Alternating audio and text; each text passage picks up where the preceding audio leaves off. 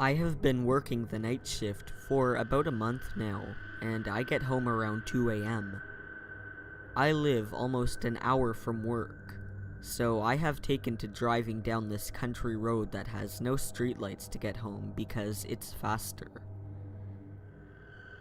It is surrounded by trees and bushes on both sides, and it's so dark there, it feels like I'm in the middle of the ocean. I normally see like one, maybe two cars on the road, but I can go as fast as I want, so it doesn't matter.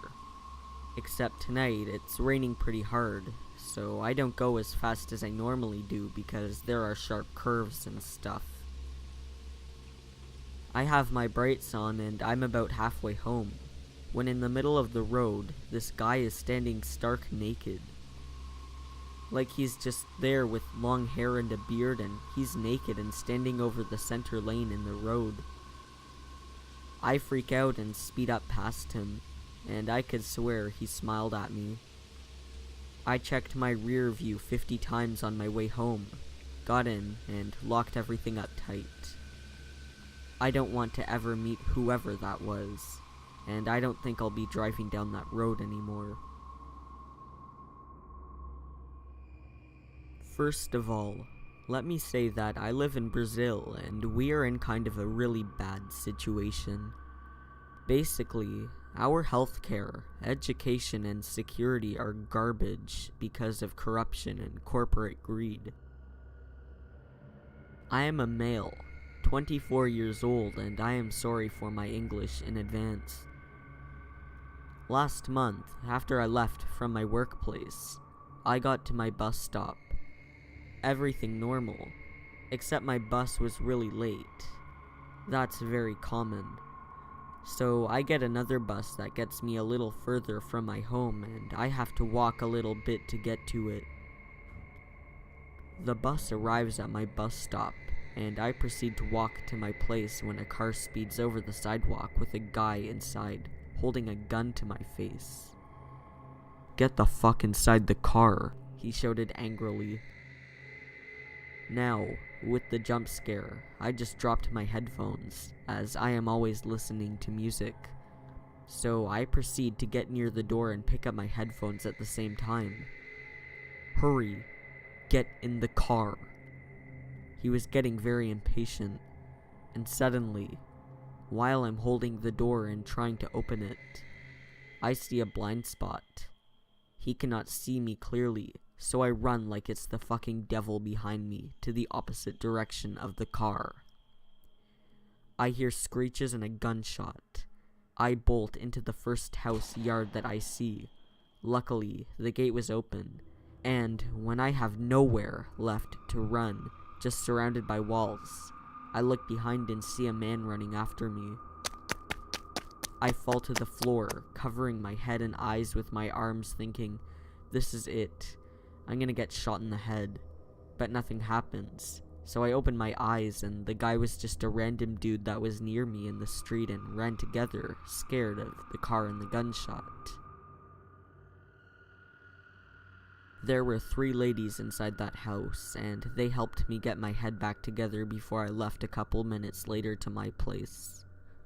Safe at last.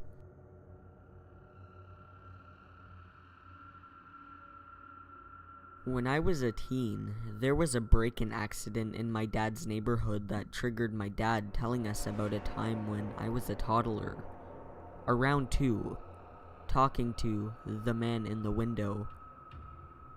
A little scene setting. My room had 2 windows. One window you could see our backyard and our back porch. You could climb out that window onto the porch if you wanted. The other window was around 12 feet or so off the ground. It faced our neighbor's house.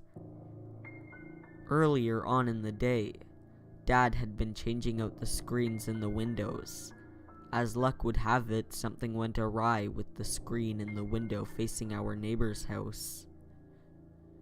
Dad left the screen off and just took the ladder and laid it next to the house, intending on taking care of it later. That night, Mom and Dad put me to bed as usual, turned on the baby monitor, and went to their room. A few hours later, they wake up to me talking in my crib. They hear me from the baby monitor. It's nothing unusual. From the moment I could speak, I have never stopped talking. Mom always said my mannerisms were older than my age. Dad called out to settle down, and I replied, "I'm talking to the man in the window." They laughed it off, assuming it was nothing. Some time goes by and they settle back in when I suddenly start talking again, going on and on. So Dad says again, from across the hall, to quiet down. I was adamant there was a nice man and lady at my window. I said, "The nice man and lady want to take me away with them." Dad went immediately into high alert and came barreling into my room. Our rooms were separated by a dozen feet, max. He flips on the light, and as the light comes on, he sees the window facing our neighbors is open, and I'm standing in my crib, all smiles, and then he hears the chain link fence. He bolts to the window and sees the ladder set up against the window, and a figure bolting into our neighbor's yard and around the corner. Dad, in his underwear and bare feet, bolted out the door and gave chase. Unfortunately, he never caught them. They were gone by the time he reached the point he last saw them. Nor did the police. My dad said he didn't sleep for months. After hearing the story that very same night, as a 15-year-old teen, I made my dad help me rearrange my room so I wouldn't have to sleep near that window. Never slept by it again, and technically speaking, it was the safer of the windows to sleep by. Turns out my being over talkative likely saved me from being kidnapped out of my room.